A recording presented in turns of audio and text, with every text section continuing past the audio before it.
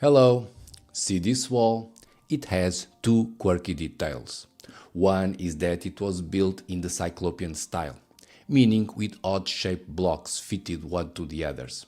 That much would not be specially relevant, since there are hundreds of walls like that all over the world. And this one here is neither well built nor preserved.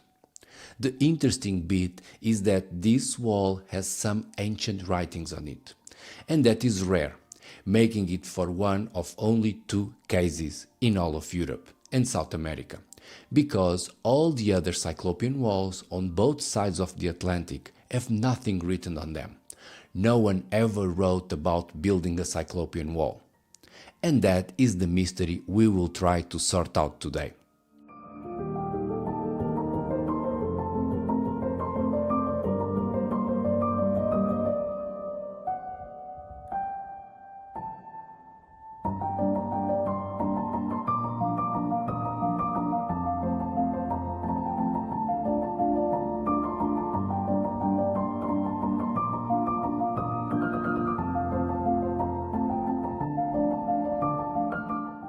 Today's wall is located in the ancient Greek city of Iathos, a discreet place that escaped both attention and preservation, reaching our time with nothing more than some overgrown bushes around nearly crumbling Cyclopean work.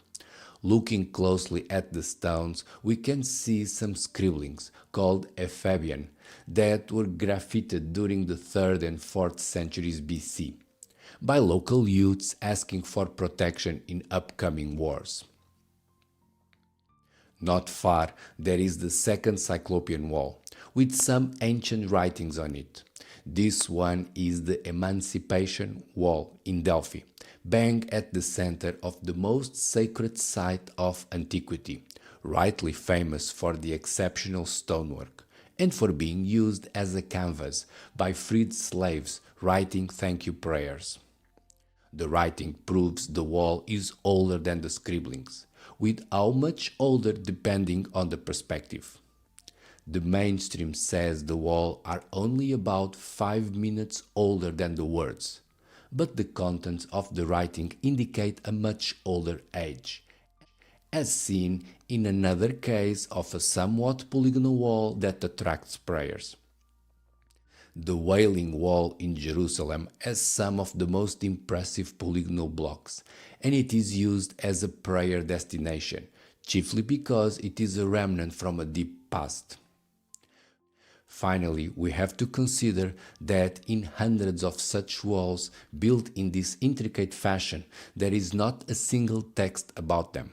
The Cyclopean builders were not into writing things down. They were lyrical Jesse James.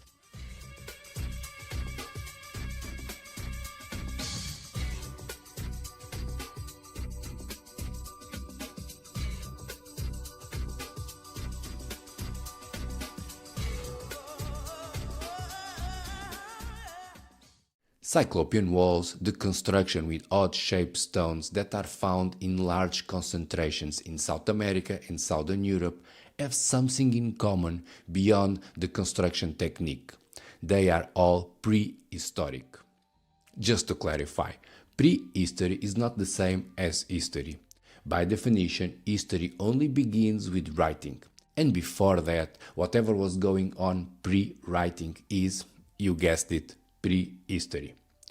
Now, this separation between pre and proper history was something that never occurred to the people in the past, because obviously they were living in the present. The difference between pre and history proper is just a convention to remind us that studying these two moments of the past differs tremendously. Whilst history is the name given to the study of history, i.e., to the study of the past post-writing, the study of prehistory or the study of the past pre-writing is called... no, it's archaeology. This is confusing, I know, but one needs to remember that archaeology is by definition foggy, due to the fact that, unlike with history, we have no way of knowing what the peoples back then were thinking, as they never took the trouble to tell us about it in writing.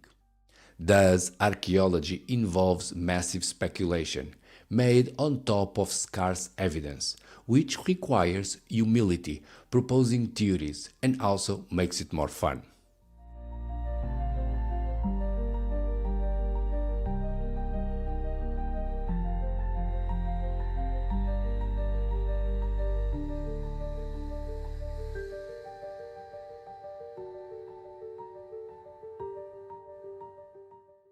Historians have been often arrogant about prehistory, assuming that the people back then, such as the Cyclopean builders, were living brutish lives, trapped between starvation and pottery obsession. But if we look closely at what was going on both sides of the Atlantic when the Cyclopean walls were built, we get the opposite impression that they were massively sophisticated and writing was just not needed. In South America, the people building Cusco in Peru had no writing and somehow put up the most mind-boggling stonework the world has ever seen. So much so, not only we don't know how they did it, we also have no idea how they took that expertise all the way into Ecuador, thousands of kilometers away. We are told the Incas conquered Ecuador and built Ingapirca in fine Peruvian style, then abandoned the place, all in just about a decade, making us wonder how the technique was passed on at such large distance without writing. Does this mean the Inca soldiers were sort of Freemasons, i.e., Masons on their free time? Whilst in Europe, there's a whole list of Cyclopean hubs that could have writing but did not. For example, in Georgia, they were building Cyclopean walls in the 3rd millennium BC, but held out on two letters until the 4th century AD. That's a long time in between.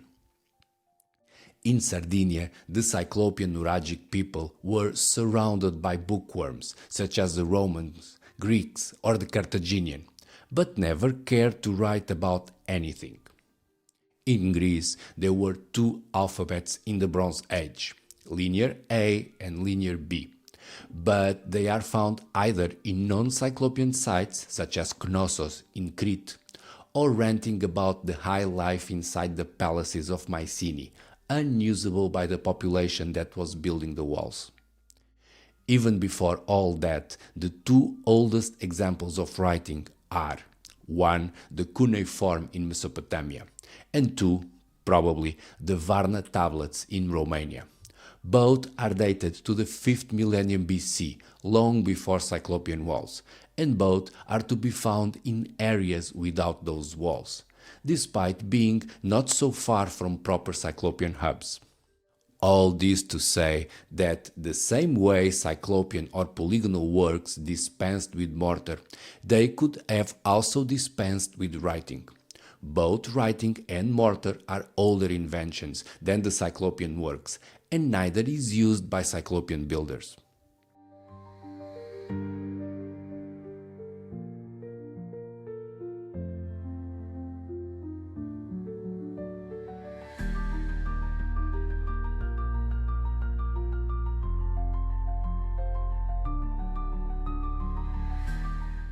Most people hear geometry and flinch, haunted by some sadistic middle school teacher. But that much did not seem to scare away the Cyclopean builders, who, despite not having schools, or probably thanks to that, could teach some special patterns in geometric shaping that eludes us to this day. There is no good explanation for this. But the reality is that the polygonal works we can find both in Europe and South America have repetitive geometric patterns. There's the Cyclopean cornerstone, a type of weird shape that is to be found bang in the center of the most puzzling walls, such as Alatri, Italy, Bozucale, Turkey, Cusco, Peru, Necromantion, Greece, and Maliabad, India. Then there are the three doors down, with elements repeated in Albafushans and Alatri. or in Machu Picchu.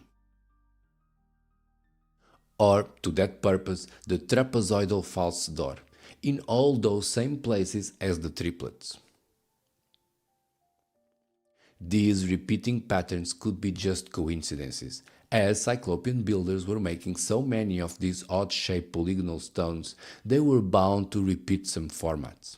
On the other hand, we know the technique was communicated, at least in short proximity, such as from Alatri to Alba Fushans, less than 100 kilometers distant, leaving us again with the same problem. How did they spread the knowledge if they weren't writing anything?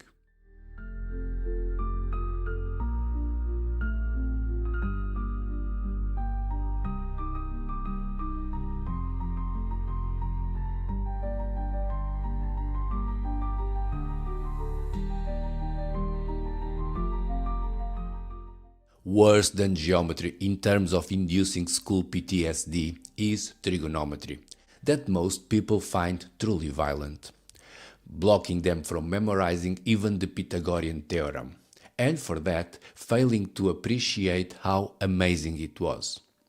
The lost wonder of the Pythagorean theorem is that Pythagoras himself theorized that rule without having numbers, as numbers would not show up in Europe for another 1,000 years. So, if you are one of those persons that found trigonometry hard, imagine doing it without numbers to work on.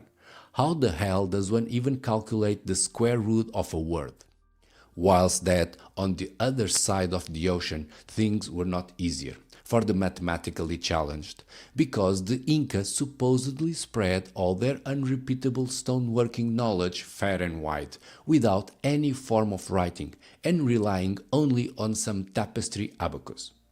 The Inca and their descendants were apt at making calculations using a quipu, a nearly mystical system of knots in threads, tangling the already enmeshed calculus.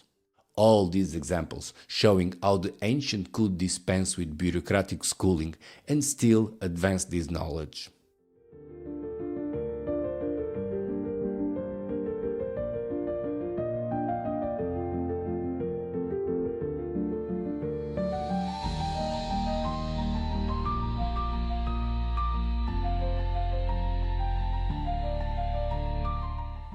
Confused yet?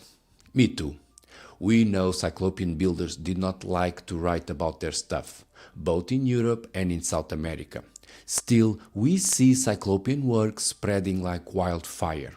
So, how did the message and know-how traveled? The explanation presented by the mainstream for this ancient mystery is wildly incoherent. In Europe, we are told that since the Cyclopean builders were not into letters, each wall was its own separate invention, and each of the dozens of peoples and cultures building these same walls had to come up with the techniques all by themselves. However, in South America, we get the opposite answer, as polygonal walls are found over a larger area. Still, we are told that the illiterate Inca were carrying their stonemasonry skill all over the Andean mountains in a ridiculous short time. So, where do we stand? Were the Inca capable of spreading their know-how faster than a Chinese factory copies patents? Or were the European Cyclopean builders more isolated than a North Korean economist? Well, what about none of the above? What if the people in prehistory had ways of communicating complex knowledge that we just don't know about?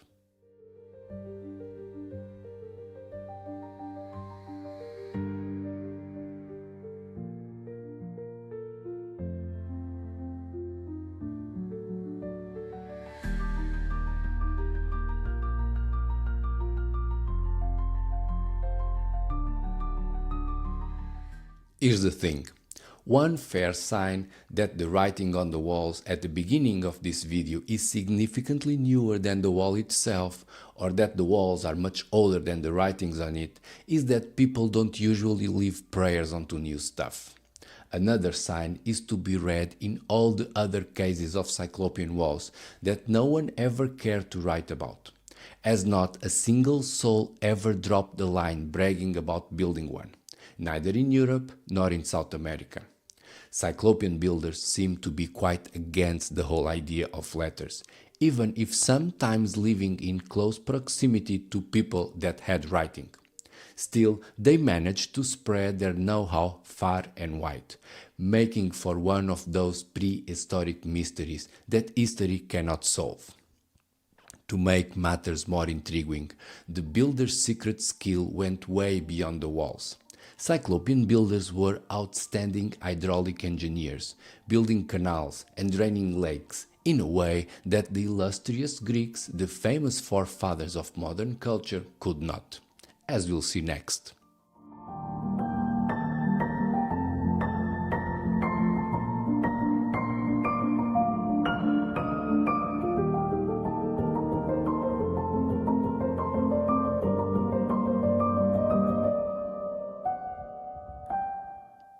That's it for today. Hope you liked it. Keep an eye in the comments.